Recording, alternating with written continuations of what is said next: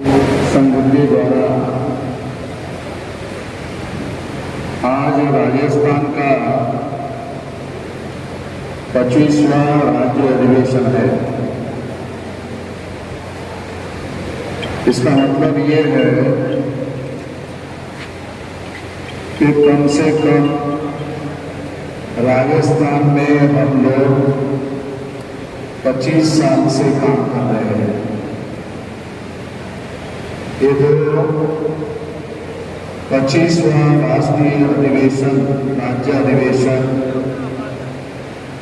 ये आंकड़ा इस बात का सबूत है कि 25 साल से कम 25 साल से, वैसे तो ज़्यादा ही सालों से हम लोग राजस्थान में काम कर रहे हैं, मगर अधिवेशनों की संख्या के अनुसार निश्चित रूप से कहा जा सकता है कि हम 25 साल से राजस्थान में काम कर रहे हैं। साथियों, वामसिक संगठन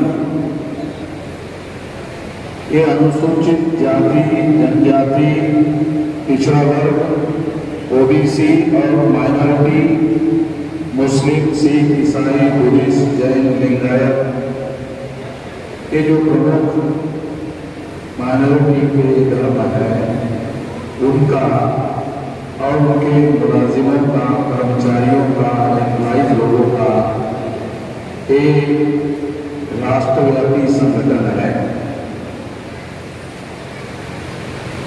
मैं 18 साल 4 महीने की मेरी उम्र थी, तब से ये काम मैं देख रहा हूँ, कर रहा हूँ। तो 18 साल 4 महीने की उम्र में मुझे सेंट्रल गवर्नमेंट में जॉब मिला था। टेलीफोन विभाग में मैं कर्मचारी हो गया था, और जब मैं टेलीफोन विभाग में कर्मचारी हो गया था तो जब ज्वाइन हुआ तो एग्जीक्यूटिव इंजीनियर ने मुझे 6 महीने का प्रशिक्षण, ट्रेनिंग देने के लिए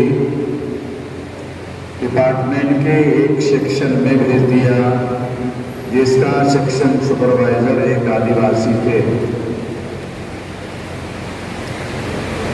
उस आदिवासी सुपरवाइजर ने मुझे एक सीनियर मोस्ट जो उनके सेक्शन में कर्मचारी थे,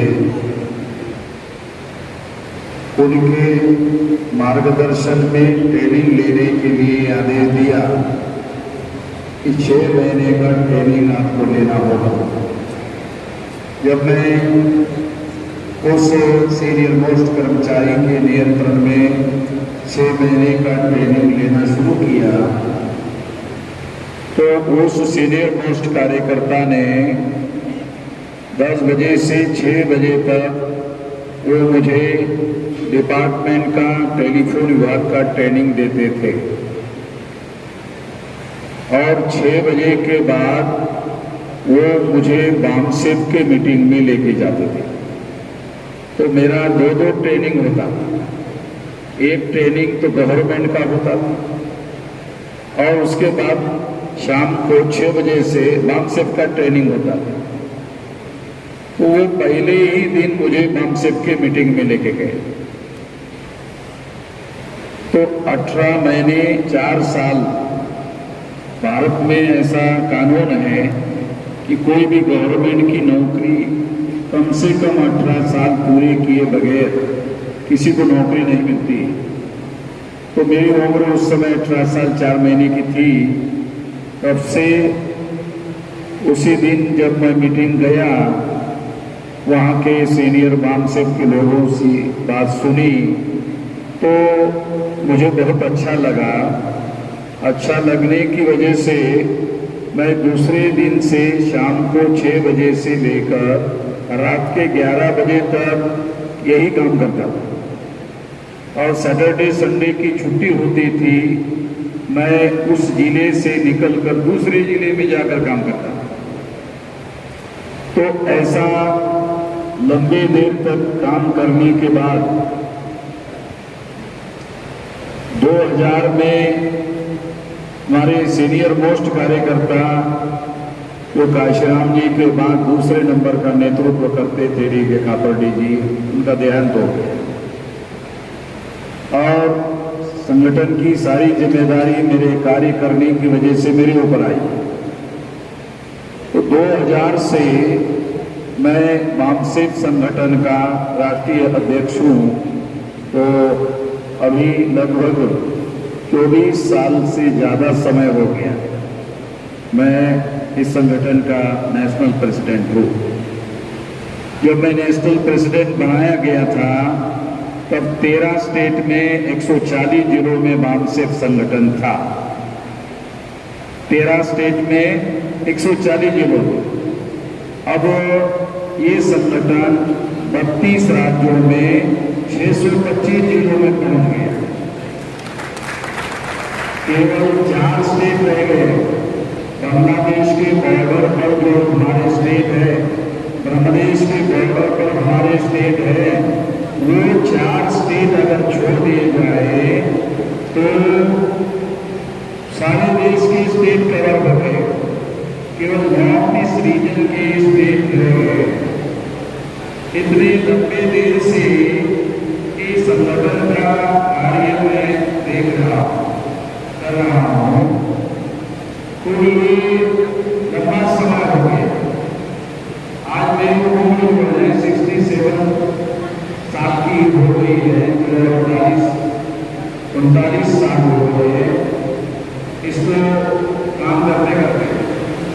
इतने लंबे दिन से मैं ये काम कर रहा हूँ। यहाँ बहुत सारे ऐसे चेहरे मैं देख रहा हूँ जिनकी उम्र 48 साल नहीं। ऐसे मैं चेहरे देख रहा हूँ तो पता चलता है कि मैंने तब काम शुरू किया था तो कुछ यहाँ बैठे हुए लोग पैदा भी नहीं हुए थे। तो इतने लंबे देर से एक काम मैं कर रहा हूँ ये हुआ। इसलिए मैं आपको समझा रहा हूँ कि हमारे समाज में लोग संगठनाएं बनाते हैं, ज़्यादा से ज़्यादा उसकी उम्र 3 साल की होगी। साथ में संगठन बनाते हैं, दूसरे साल में उनका झगड़ा होता है, तीसरे साल में उनका खत्म होता है। ज़्यादा से ज़्यादा 3 साल की उम्र होती है। तो इतने लंबे देर से एक आंदोलन जो है इतने बड़े पैमाने पर हम लोग ये देश भर में चला रहे हैं, फैला रहे हैं। और आप लोगों को याद होगा 13 पॉइंट रोस्टर का मुद्दा भारतीय जनता पार्टी जब सेंट्रल में आई थी उन्होंने वो मुद्दा खड़ा किया था। तो उस पर हमने भारत बंद करवाया और भारत बंद के बाद बीजेपी ने फिर कभी हिम्मत नहीं की। और फिर उसके बाद में उन्होंने एक षड्यंत्र करने का काम नहीं किया। तो इसलिए योजना तरीके से योजना बनाकर ये लोग ये काम जो है वो कर रहे हैं। प्लान बनाकर हम लोग ये काम कर रहे हैं। तो निश्चित रूप से हमें इस आंदोलन को बहुत ज़्यादा तेजी से आगे बढ़ाने की जरूरत है। साथियों, वामसेफ एक बुनियादी संगठन है हमारे समाज का। जब काशीराम जी ने वामसेफ संगठन बनाया था तो बनाने की एक बहुत बड़ी मौलिक वजह थी। वो बात मैं थोड़ा आप लोगों को बताना जरूरी मानता जरूरी समझता हूँ। उन्होंने देखा कि हमारे समाज का अगर कोई संगठन खड़ा करना है और उसको लंबे देर तक चलाना है तो उन्होंने सोचा कि संगठन खड़ा करने के लिए और लंबे देर तक चलाने के लिए की जरूरत होती है, साथ की जरूरत होती है। बुद्धि, पैसा, हुनर, समय और श्रम, ये 5 साधन चाहिए।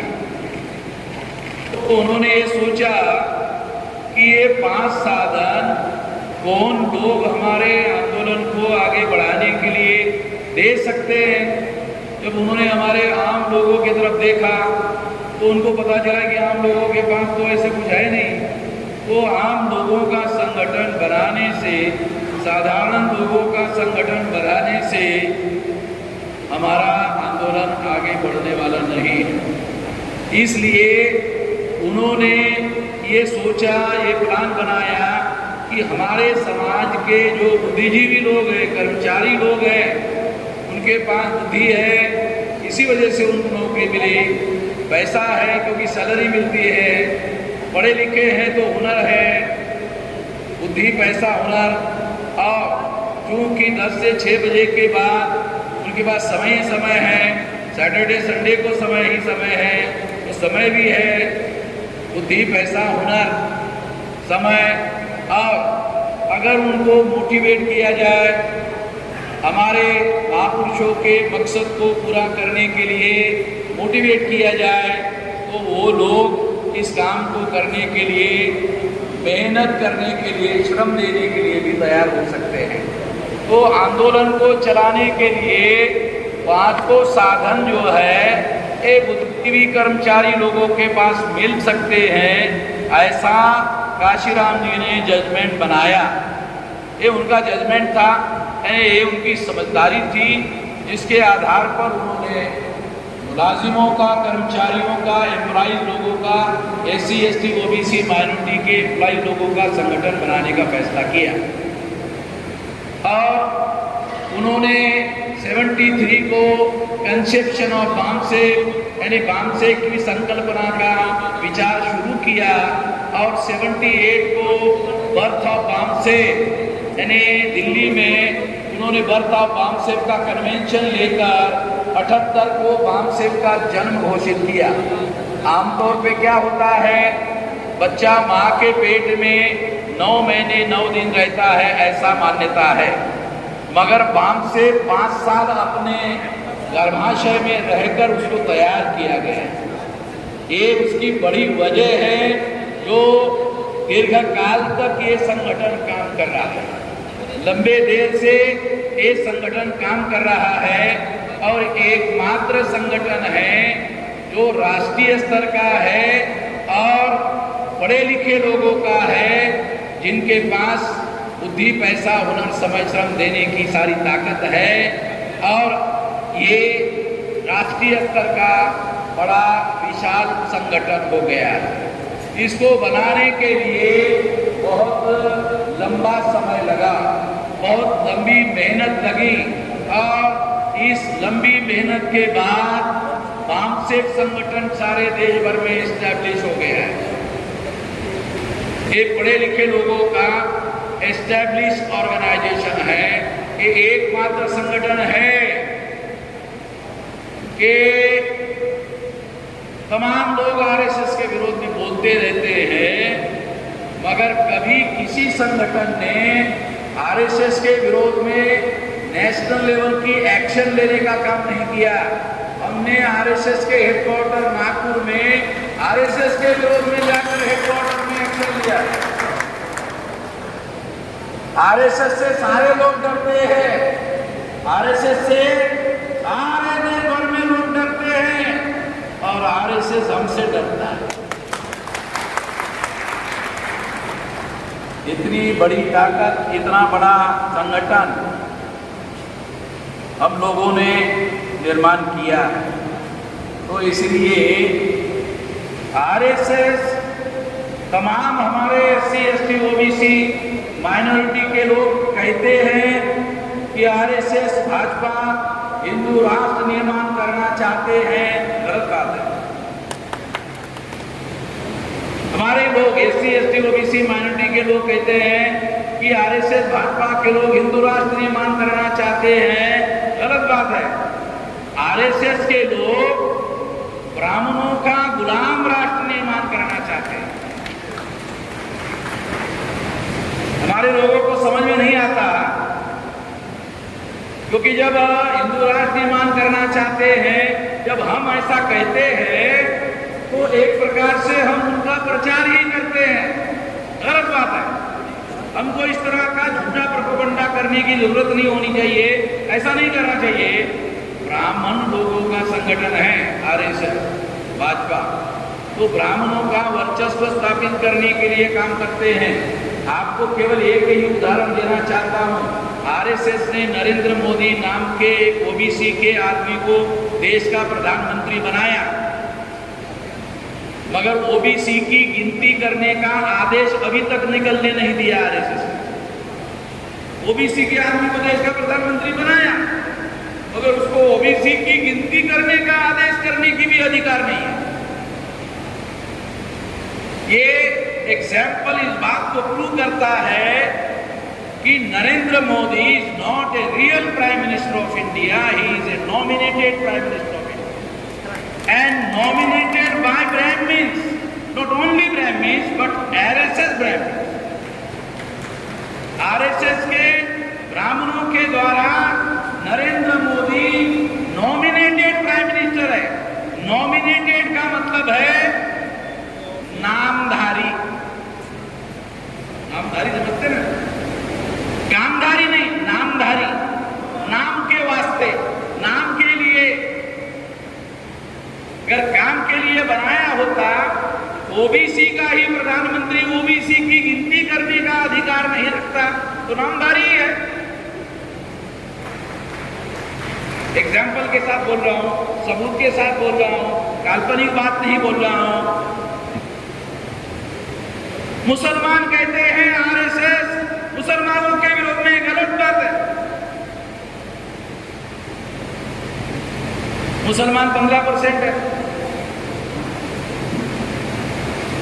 15% का ही अगर आरएसएस के लोग विरोध करते तो एससी, एसटी, ओबीसी इनकी संख्या माइनॉरिटी को छोड़कर 74.5% है। अगर ये इतने इकट्ठा हो जाते हैं तो एससी, एसटी, ओबीसी का भारत में राज आ जाएगा।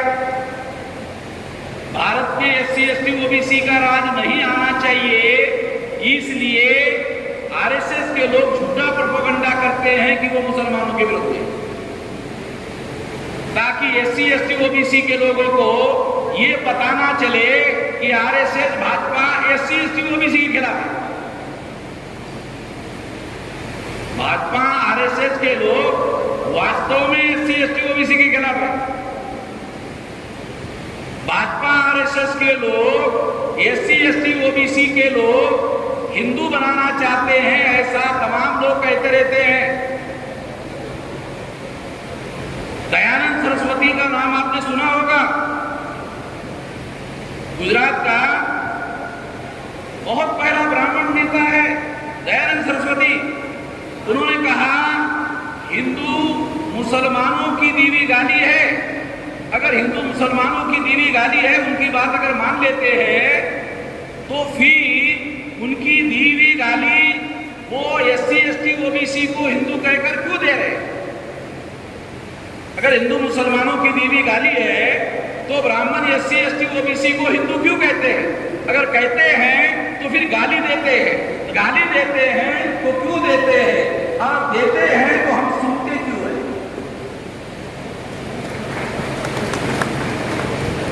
क्यों सुनना चाहिए? तो सुनना नहीं चाहिए। इसका मतलब है, दयानंद सरस्वती का मतलब है कि हिंदू ब्राह्मणों के धर्म का मूल नाम नहीं है, वास्तविक नाम नहीं है। ब्राह्मणों के धर्म का मूल नाम क्या है? ब्राह्मण धर्म। ब्राह्मणों के धर्म का मूल नाम क्या है? ब्राह्मण धर्म। फिर ब्राह्मणों ने ब्राह्मण धर्म जो नाम था उसको बदलने की, उस नाम को बदलने की जरूरत क्यों लगी? 1917-18 को इंग्लैंड में उस समय अंग्रेज भारत के हुक्मरान थे, तो इंग्लैंड में पार्लियामेंट में चर्चा शुरू हुई, इंग्लैंड में, लंदन में क्या चर्चा शुरू हुई? चर्चा शुरू हुई इंग्लैंड के अंदर, और वो जो चर्चा शुरू हुई उस चर्चा को ध्यान में रखते हुए वहां यहाँ के जो ब्राह्मण लोग हैं उन लोगों ने उसको काउंटर करने का प्लान बनाया। ब्राह्मणों ने काउंटर करने का प्लान बनाया और काउंटर करने के प्लान के तहत जो ब्राह्मणों का ब्राह्मण धर्म था उसको उन्होंने हिंदू धर्म के नाम पर प्रचार में लाने का शुरू किया। वो क्या कारण था? तो इंग्लैंड के पार्लियामेंट में चर्चा शुरू हुई एडल्ट फ्रेंचाइज की, प्रौढ़ मताधिकार की। हर 21 साल के व्यक्ति को वोट का अधिकार होगा। उसके पहले कभी भी किसी को भी अधिकार नहीं था। SC, ST, OBC माइनॉरिटी को ब्राह्मण धर्म के अनुसार कोई अधिकार नहीं था। ब्राह्मण धर्म के अनुसार OBC शूद्र वर्ण के लोग माने जाते थे, शेड्यूल कास्ट अछूत माने जाते थे, आदिवासियों को जंगली मानते थे। इनकी संख्या 74.5% थी। तो इन लोगों को किसी प्रकार का कोई अधिकार नहीं था। अंग्रेजों ने उधर शुरू चर्चा शुरू की कि हर 21 साल के व्यक्ति को वोट का अधिकार होना चाहिए। देने की शुरुआत शुरू की तो ब्राह्मणों ने सोचा, अरे हर 21 साल के व्यक्ति को वोट का अधिकार होगा तो SC, ST, OBC के लोगों की संख्या तो 74.5% है। इससे तो राज SC, ST, OBC कहा जाएगा। ये नहीं होना चाहिए। इसलिए ब्राह्मणों ने इसके विरोध में आंदोलन करने का काम शुरू किया। ये जो गांधी जी का आंदोलन था वो इसी वजह से ये सारे देश भर में फैला। मगर ये काम गांधी जी ओपनली नहीं बोलते थे, मगर प्रैक्टिस में यही करते थे। प्रैक्टिस में कांग्रेस के लोग, क्योंकि कांग्रेस की स्थापना 1885 को चटर्जी, मुखर्जी, बनर्जी, गोखले, तिलक, आगरकर ये ब्राह्मणों ने की। ये ब्राह्मणों का संगठन था, कांग्रेस ब्राह्मणों का संगठन था। और इसीलिए 15 अगस्त 47 को पंडित जवाहरलाल नेहरू को ब्राह्मणों ने प्रधानमंत्री बनाया। हमारे लोगों को पंडित जवाहरलाल तो मालूम है, मगर ये मालूम नहीं कि वो कश्मीरी ब्राह्मण है। मगर ब्राह्मण है, इस वजह से उनकी संख्या 3.5% है। 3.5% से ज्यादा देर तक राज नहीं किया जा सकता। इसलिए जवाहरलाल नेहरू ने घोषित किया कि हम लोग समाजवादी हैं। जवाहरलाल नेहरू ने घोषित किया कि हम समाजवादी हैं। तो सारे SC, ST, OBC माइनॉरिटी के लोगों को लगा, अरे जवाहरलाल जी जाति के ब्राह्मण हैं मगर समाजवादी है, सारे समाज की बात करने वाले हैं। ये ब्राह्मण नहीं है, ये व्यवहार में सबकी बात करने वाले समाजवादी है।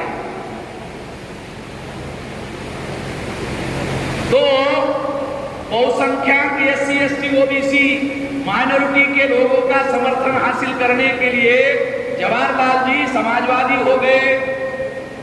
इसको काउंटर करने के लिए RSS बनी, भाजपा बनी। उन्होंने राष्ट्रवाद का चोला पहन लिया। वो भी ब्राह्मण ही लोग हैं, 3.5%। कांग्रेस वाले भी 3.5% ब्राह्मण, बीजेपी वाले भी 3.5% ब्राह्मण। 3.5% वोट के आधार पर अगर ये चुनाव लड़ ले तो ग्राम पंचायत में पंच चुनकर नहीं आ सकता, सारा सरपंच बनने का सवाल नहीं है। जो लोग 3.5% वोट के आधार पर गांव का सरपंच नहीं बना सकते, वो देश की पंचायत का प्रधानमंत्री क्या बना लेंगे? ये समस्या थी। इसलिए SC/ST OBC को गधा बनाने के लिए, मूर्ख बनाने के लिए और उनका वोट हासिल करने के लिए जवाहरलाल जी तो समाजवादी हो गए और भाजपा RSS वाले राष्ट्रवादी हो गए। न वो समाजवादी थे न ये राष्ट्रवादी है। इनकी संख्या, इनकी समस्या क्या है कि हम तो 3.5% है। ग्राम पंचायत में भी अपने वोटों के आधार पर एक आदमी चुनकर नहीं ला सकते। जब तक SC/ST OBC का वोट नहीं मिलेगा हम लोग देश के हुक्मरान नहीं बन सकते। हमारे लोगों का इस्तेमाल करने के लिए एक समाजवादी हो गया ब्राह्मण, दूसरा ब्राह्मण राष्ट्रवादी हो गया। तो हमें क्या लगता है कि समाजवादी जो है ये जातिवादी नहीं होता है और ये राष्ट्रवादी है। अरे एक राष्ट्र के लिए कुर्बानी देने वाले लोग। एक बात जो है ब्राह्मणों ने प्रचार के लिए किया, इसके पीछे की राजनीति हमारे लोगों ने समझने की कोशिश नहीं की कि ये वोट हासिल करने के राजनीति का मामला है। ये SC/ST OBC के 74.5% और माइनॉरिटी के लोगों का चुनाव में इस्तेमाल करने का मामला है। ये हमारे लोगों को राजनीति समझ में नहीं आई। ये राजनीति थोड़ी बहुत तब समझ में आई जब काशीराम जी ने समझाई। मैं ये बात आप लोगों को इसलिए बता रहा हूं क्योंकि हमारे पढ़े लिखे लोगों को, जिनको हमारे महापुरुषों के आंदोलन के बदौलत 1848 को ज्योतिराव फुले ने आंदोलन शुरू किया और 1956 तक, 56 को बाबा साहब आम्बेडकर का मृत्यु हो गया और 26 जनवरी 1950 को संविधान लागू हो गया इस आंदोलन के बदौलत। और इसकी वजह से हमारे लोगों को वोट का अधिकार मिला, हमारे लोगों को रिजर्वेशन का अधिकार मिला, हमारे लोगों को एजुकेशन का अधिकार मिला और ये सारे मौलिक अधिकार हमारे आंदोलन के बदौलत मिला। एक गांधी जी की वजह से नहीं मिला, एक कांग्रेस की वजह से नहीं मिला। यदि फुले शाहू आम्बेडकर का आंदोलन नहीं होता तो ये तो मुद्दा ही कांग्रेस का नहीं था, मुद्दा तो हमारे महापुरुषों के आंदोलन की बदौलत हुआ और इसकी वजह से हम लोगों को हक और अधिकार मिले। तो इससे जो पढ़ा लिखा बुद्धिजीवी वर्ग तैयार हुआ उसकी जिम्मेदारी है इस आंदोलन को आगे बढ़ाने की, उसकी जिम्मेदारी है। आज उसके पास बुद्धि, पैसा, हुनर, समय, श्रम है। अगर वो चाहते हैं तो ये आंदोलन इस देश में इस्टेब्लिश हो सकता है। ऐसा काशीराम जी ने सोचा और परिणामतः हमारे लोगों को काशीराम जी समझाते थे कि हमारे लोगों के इतने इतने वोट है, हमारे लोगों का राज आ सकता है। काशीराम जी हमारे लोगों को समझाते थे तो हमारे लोग काशीराम जी को समझाते थे, काशीराम जी हमारे लोगों को समझाते थे, हमारे लोग काशीराम जी को समझाते थे, काशीराम जी को हमारे लोग क्या समझाते थे? ऐसा नहीं हो सकता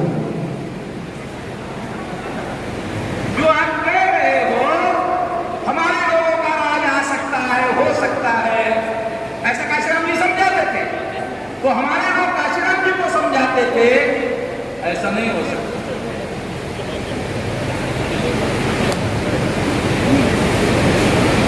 काशीराम जी को हमारे लोग समझाते थे ऐसा नहीं हो सकता।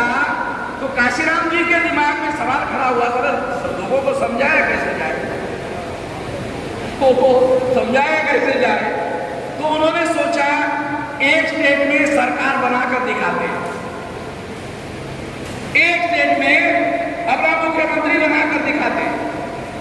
उत्तर प्रदेश में मायावती को काशीराम जी ने मुख्यमंत्री बनाकर दिखाया और लोगों को कहा देखा हो सकता है, तुम बोलते हो नहीं हो सकता, देखा हो सकता है, उत्तर प्रदेश में हो सकता है, देश के सबसे बड़े सूबे में हो सकता है, देश के सबसे बड़े राज्य में हो सकता है।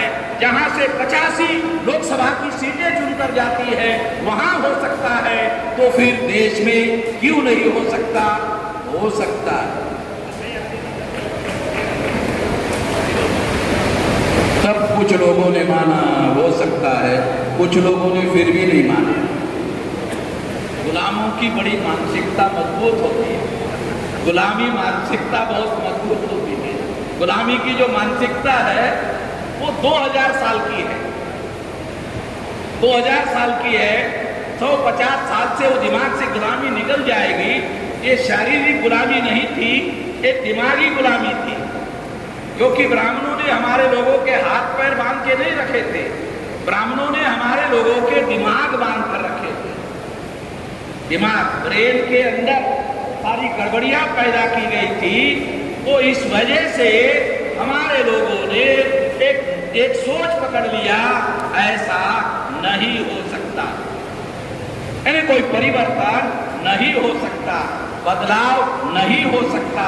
IAS हो गया, IPS हो गया, IRS हो गया, MLA हो गया, मंत्री हो गया, MP हो गया, केंद्र में मंत्री हो गया, मुख्यमंत्री हो गया, डिप्टी प्राइम मिनिस्टर हो गया, इतना सारा हो गया। अनुसूचित जाति का राष्ट्रपति भी हो गया, इतना सारा होने के बावजूद भी अभी भी हमारे लोगों के दिमाग में है कि नहीं हो सकता। ये लोगों का एक गुलामी मानसिकता है, नहीं हो सकता।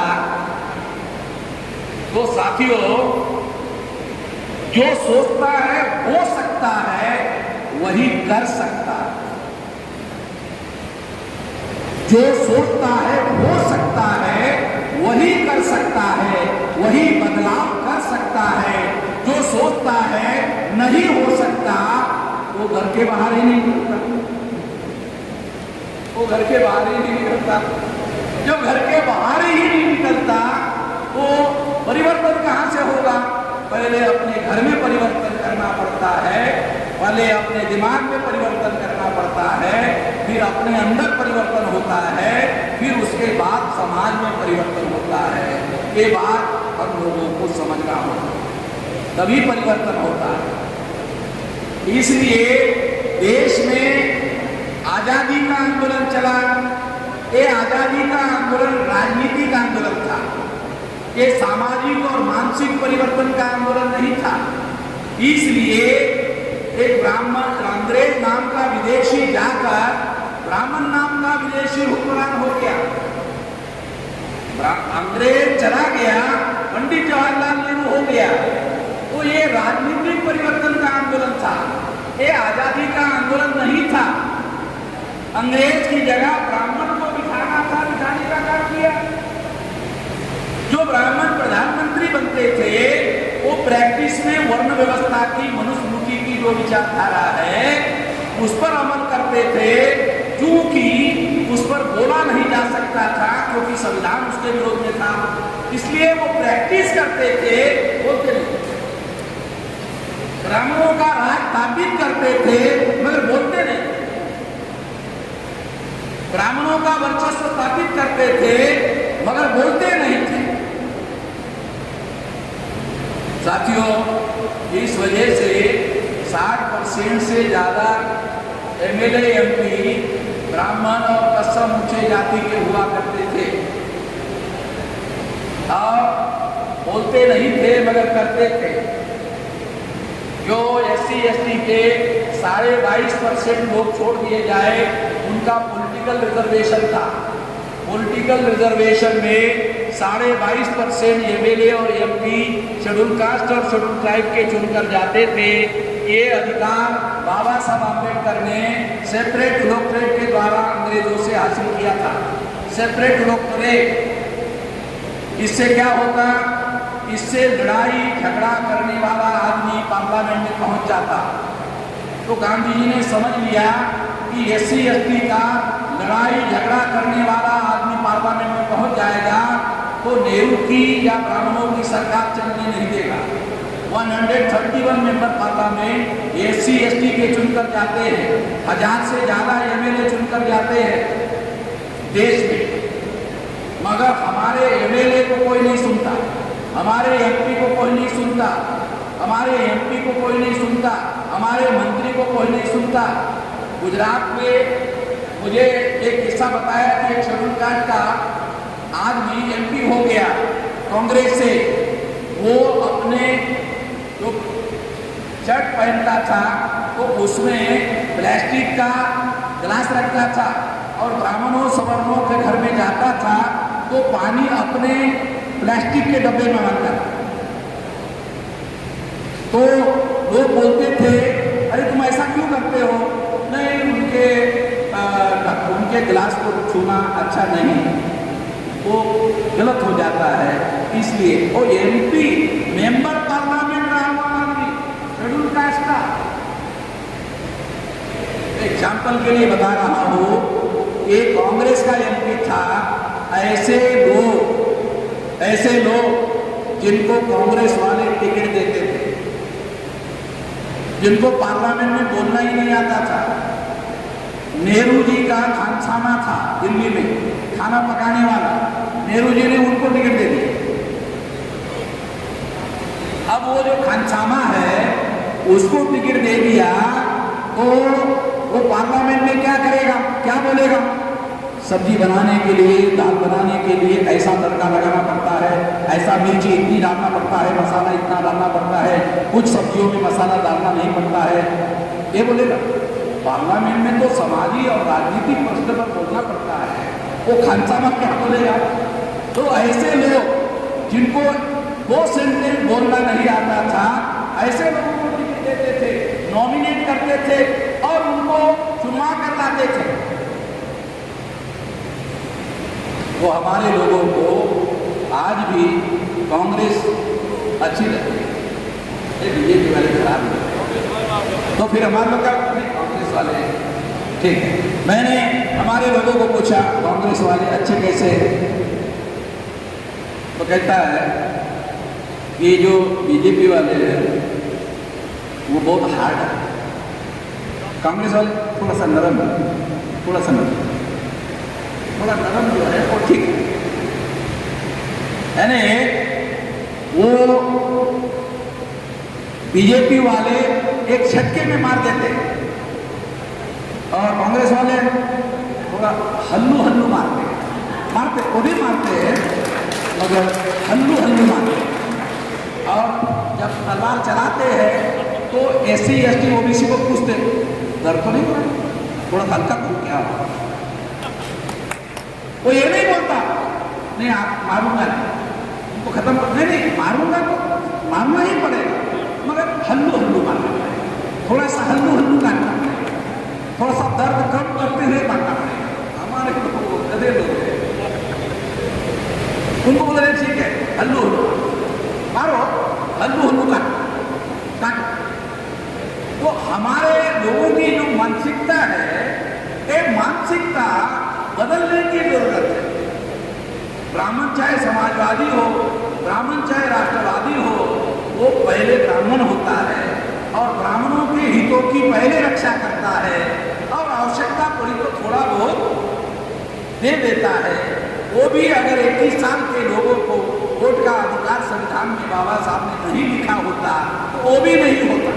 वो तो आप लोगों को इसलिए पूछा जाता है क्योंकि संविधान में 21 साल के व्यक्ति को वोट का अधिकार हुआ, 21 साल के लोगों को वोट का अधिकार हुआ तो SC ST OBC के बस्ती में ब्राह्मण वोट मांगने के लिए आता है। भाइयों ध्यान रखना,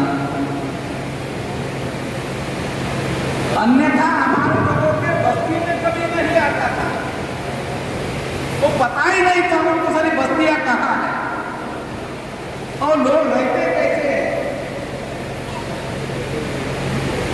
ये सारा बदलाव संविधान में जो मौलिक अधिकार, हमारे लोगों को ये भी पता नहीं है अधिकार क्या होते हैं अभी भी, और मौलिक अधिकार क्या होते हैं।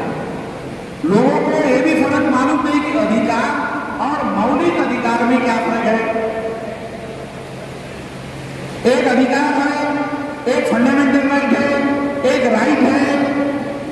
कॉन्स्टिट्यूशन में चैप्टर नंबर 3 में फंडामेंटल राइट, हमारे लोगों को संविधान की कॉपी लेना चाहिए। भारत सरकार ने एक छोटी कॉपी पब्लिश की है, एक साइड में अंग्रेजी है जो बाबा साहब ने लिखा, दूसरे साइड में हिंदी है। अगर अंग्रेजी समझ में नहीं आया तो हिंदी में पढ़ लेना, मगर जरूर पढ़ना चाहिए। ये कौन से अधिकार है और उस अधिकार का क्या मतलब है? कम से कम हमारे पास जानकारी होनी चाहिए। हमारे पढ़े लिखे लोग वोटार्थी हो गए हैं, बस उनको क्या लगता है नौकरी मिल गई, हो गया, खाने पीने के लिए रोटी मिल गई, हो गया। हम लोग जानवर नहीं हैं। जानवर को गाली दो तो जानवर को बुरा नहीं लगता, इंसान को गाली दो इंसान को बुरा लगता है। हम जानवर नहीं हैं, इंसान है। तो जाति के आधार पर, वर्ण के आधार पर, छूत अछूत के आधार पर हमारे लोगों के साथ में जो भेदभाव किया जाता है, ये पहले नंबर की समस्या है भारत में। इस मुद्दे पर हमें राष्ट्रीय स्तर पर लड़ाई लड़ने के लिए संगठन होना चाहिए, इसका आंदोलन होना चाहिए। इसके लिए ये सारा कार्यक्रम चलाया जा रहा है। इसके लिए कांशीराम जी ने सारी जिंदगी लगाई, कापड़े साहब ने सारी जिंदगी लगाई। अभी मेरी उम्र 67 साल हो गई, लगभग मेरी भी जिंदगी तब जाकर के इतना बड़ा विशाल संगठन खड़ा हुआ है। ये छोटा मोटा संगठन नहीं है। आज आरएसएस के नागपुर के हेडक्वार्टर को घेरने की ताकत रखने वाला संगठन बन गया, बना दिया। कुछ छोटा मोटा मामला नहीं है। उसके बाद आरएसएस में चर्चा शुरू हुई कि वामन मेश्राम ने नागपुर का हेडक्वार्टर घेर लिया, ये आगे भी घेर सकता है। तो आरएसएस ने चर्चा शुरू की, नागपुर से आरएसएस का हेडक्वार्टर बदलना पड़ेगा और अयोध्या ले जाना पड़ेगा। उन्होंने चर्चा शुरू की कि नागपुर से बदलकर अयोध्या ले जाना पड़ेगा। जैसे ही चर्चा शुरू हुई, मैंने अयोध्या के लोगों को टेलीफोन किया कि वो लोग आ रहे हैं, पहले तैयारी करो। क्यों? अयोध्या भी भारत में ही है, नागपुर जैसे भारत में है, अयोध्या भी भारत में ही है। और अयोध्या में मैं कई बार जाकर ब्राह्मणों को चुनौती देकर फिर यहां आया। एक चुनौती देने का विचार संगठित शक्ति की वजह से है। आप लोगों के साथ सहयोग और समर्थन की वजह से है। यदि आप लोग इस आंदोलन को 6.5 लाख गांव में से 6 लाख गांव में पहुंचा देते हो, ज्यादा समय नहीं लगेगा। 24 चल रहा है, 30 तक 7 साल है। 7 साल में 48 साल में पढ़े लिखे लोगों का संगठन बनाने के लिए समय लगा, क्योंकि पढ़े लिखे लोगों को समझाना पड़ता था एक एक आदमी को। फिर वो सवाल पूछते थे, फिर मैं जवाब देता था, फिर 6 महीने के बाद जाता था, फिर पढ़े लिखे लोग दोबारा वही सवाल पूछते थे, फिर जवाब देना पड़ता था। फिर मुझे समझ में आया कि ये लोग वही सवाल रिपीट क्यों कर रहे हैं जिसका मैंने जवाब दिया है। तो मुझे समझ में आया कि ये ऐसा क्यों कर रहे हैं। तो मुझे समझ में आया यकीन नहीं, विश्वास नहीं।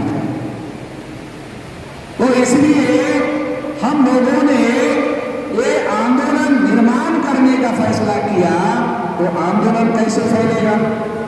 जो पढ़े लिखे लोगों को तो एक एक आदमी को समझाकर संगठन बनाया। 48 साल 39 साल लग गए, मगर 6 लाख गांव का संगठन बनाने के लिए ज्यादा समय नहीं लगेगा, ज्यादा समय नहीं लगेगा। क्यों? क्योंकि जो आम आदमी है वो आम आदमी समझ लेता है, जल्दी समझ लेता है, तो उसका बौद्धिक नहीं होता है, उसको बौद्धिक समझाना नहीं पड़ता है। आम आदमी के मुद्दों को लेकर आंदोलन करना पड़ता है। अगर आम आदमी के मुद्दों को लेकर आंदोलन करो, आम आदमी के मुद्दों को लेकर आंदोलन करो, तो आम आदमी गांव में संगठन लेके जाएगा। एक आदमी हजारों लोगों को बताने का काम करेगा, तो 6 लाख गांवों में संगठन फैलाने के लिए 7 साल से ज्यादा समय लगेगा। 6 लाख गांव का संगठन, 6 लाख गांव का आंदोलन 2030 तक हो जाए। मेरा यकीन है, विश्वास है, और मैं रात दिन इसी काम में लगा हुआ हूं। अभी रात में 2 बजे मैं एक सेंटर से बॉम्बे आया, 2 बजे, फिर वहां से 10 बजे निकलकर एयरपोर्ट गया दूसरे दिन, और वहां से फ्लाइट पकड़कर जोधपुर आया। फिर जोधपुर से 4 व्हीलर गाड़ी पकड़कर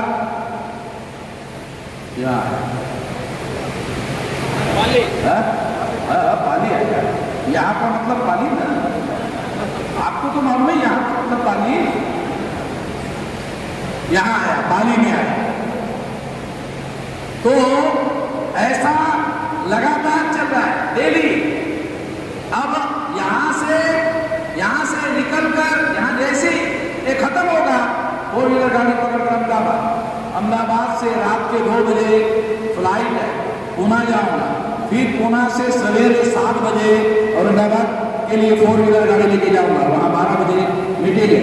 फिर वहां से रात में 9 बजे 4 व्हीलर गाड़ी है, वहां बैठकर सवेरे 7 बजे नागपुर पहुंचूंगा। 8 बजे से परिवर्तन यात्रा शुरू होने वाली है, 1 महीने की। महाराष्ट्र में विधानसभा का चुनाव है, तो चुनाव को जीतने के लिए हमारे लोगों को वो परिवर्तन यात्रा निकालेंगे, ऐसा कार्यक्रम चल रहा है। तो हम लोग हमारे लोगों की सफलता हासिल करने के लिए रात दिन लगातार कार्यक्रम चल रहा है। और ये जो सारे देश भर में कार्यक्रम हो रहे हैं, लोगों को मुझे टेलीफोन से बताने की जरूरत है, ये कार्यक्रम लगाओ। और वामन मेश्राम का कार्यक्रम है, तो उनको मालूम है देना पड़ता है। जैसे पंडित जी को भोग लगाना पड़ता है, वैसे वामन को भी देना पड़ता है, क्योंकि ये आंदोलन चलाने के लिए पैसा चाहिए। मैं किसी दुश्मनों से पैसा नहीं लेता हूँ, जिसका आंदोलन चलाता हूँ उसी को कहता हूँ तेरा आंदोलन है, तेरे को देना। अगर दुश्मनों से पैसा लूंगा तो बिका हुआ माल होता है, दुश्मनों से पैसा लूंगा तो आप लोग अरे बिका हुआ।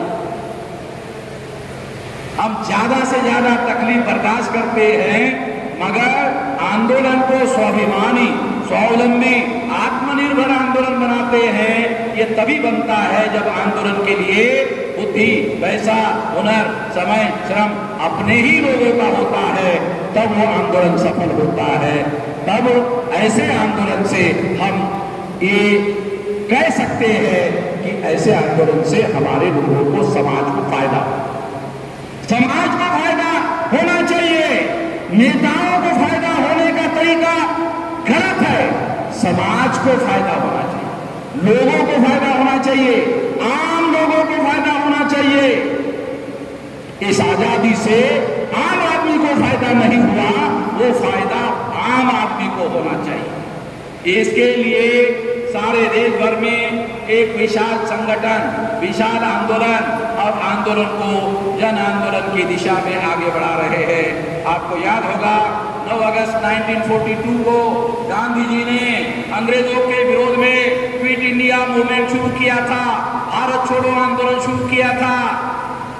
अंग्रेजों के विरोध में गांधी जी ने 9 अगस्त 1942 को आंदोलन चलाया था, क्विट इंडिया, भारत छोड़ो। अंग्रेजों को कहा भारत छोड़ो। हम भी भारत छोड़ो आंदोलन चलाने वाले हैं। ब्राह्मणों ने उस समय अंग्रेजों को भगाया, अब ब्राह्मणों की बारी है। मगर ब्राह्मणों को भारत से नहीं भगाएंगे, तो ब्राह्मणों को कहां भगाएंगे? राज्य सत्ता छोड़ो, राज सत्ता छोड़ो, प्रशासन एडमिनिस्ट्रेटिव पावर छोड़ो, जुडिशियल पावर छोड़ो, मीडिया का पावर छोड़ो। लोकतंत्र के 4 पिलर है, ये चारों पिलर से हट जाओ और ये सारा भारतीय लोगों को ट्रांसफर कर दो और इन लोगों का राज इस तरह से स्थापित हो जाएगा। और वो जो लोग हैं, विदेशी 3.5% लोग हैं, वो रह सकते हैं भारत में, मगर तमीज से रह सकते, हमें ऐतराज नहीं, तमीज से रह सकते। तो तमीज हम निर्धारित करेंगे कि तमीज क्या होती है। तो हम निर्धारित करेंगे कि तुम्हारी वर्ण व्यवस्था नहीं चलेगी, तुम्हारी जाति व्यवस्था नहीं चलेगी, तुम्हारी अस्पृश्यता नहीं चलेगी, तुम्हें आदिवासियों को जंगल में रहने के लिए मजबूर नहीं करना होगा, ओबीसी को शूद्र बनाना नहीं होगा, महिलाओं को दास बनाना नहीं होगा। ये हमारी तमीज होगी, इस तरह से रह सकते हैं। और उसके लिए संविधान बनेगा, इसके लिए कानून बनेगा, इसके लिए दंड विधान बनेगा, इसके लिए दंड की व्यवस्था होगी। जो नहीं मानेगा उसके लिए दंड व्यवस्था होगी। जब राज जिसका होता है, दंड व्यवस्था भी उसी की होती है। दंड व्यवस्था के बगैर राज नहीं चलाया जा सकता। ये करना होगा। ये करने के लिए हमें आने वाले समय में 6 लाख गांव का आंदोलन खड़ा करना होगा। 6 लाख गांव का आंदोलन खड़ा करने के लिए आपको क्या करना होगा? आपको सैटरडे संडे गांव में जाना होगा और बाकी के 5 दिन विद्यार्थी युवा बेरोजगार को अपनी मोटरसाइकिल देकर उनको गांव में जाने के लिए बोलना होगा। एक विद्यार्थी युवा बेरोजगार को नौकरी जाते वक्त गाड़ी के पीछे बिठाने का, ऑफिस पहुंचने का, पहुंचने के बाद मोटरसाइकिल विद्यार्थी युवा बेरोजगार को देने का, बोलने का 6 बजे तक गांव में जाओ और 6 बजे जब ऑफिस में पहुंच जाओ, मैं 6 बजे काम समाप्त करके फिर घर में जाऊंगा या फिर हम लोग शहर में घूमेंगे। तो इस तरह से ये काम हम लोग सारे देश भर में करने की योजना पर काम कर रहे हैं और ये बहुत ज्यादा समय नहीं, अभी हम इस लायक हो जाएंगे 2030 तक, ज्यादा लंबा समय नहीं। अभी जो बुढ़ा आदमी मेरी बात सुन रहा है, अगर उसने सुना कि 7 साल में ये मामला हम करने लायक हो जाएंगे, तो बुढ़ा आदमी भी मरने वाला नहीं है। बोलेगा सर साहब तो मैं भी जी लेता हूँ, मैं भी देख लेता हूँ, उसमें भी मान सम्मान से जीने की उम्मीद पैदा हो जाएगी, तो ज्यादा साल जिएगा। ऐसा करना होगा। ऐसा करने के लिए साथियों आप सभी लोगों का साथ सहयोग और समर्थन चाहिए। ऐसी मैं उम्मीद करता हूं कि आप साथ सहयोग समर्थन करेंगे। इतना ही कहना चाहता हूं, बहुत लंबी बात कहने की जरूरत नहीं है, जितना कह दिया वो पर्याप्त है। केवल ध्यान में रखो, ध्यान में रखकर सोचो, विचार करो, अमल करो, अपने अपने भौगोलिक क्षेत्र में इस पर लागू करो, जल्दी सफलता मिले। धन्यवाद।